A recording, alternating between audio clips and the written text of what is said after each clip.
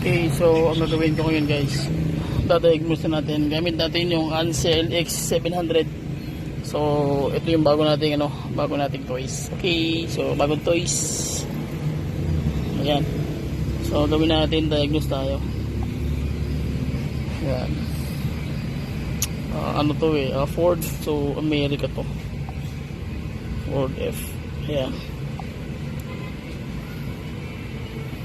Loading lang siya. Medyo matagal lang siya mag-loading. So at least meron kayo idea.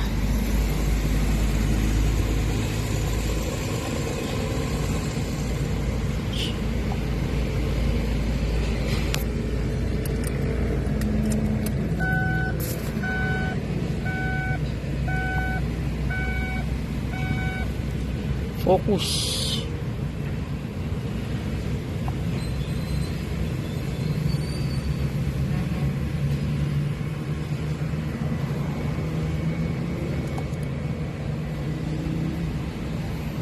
Yan. Focus to guys, focus.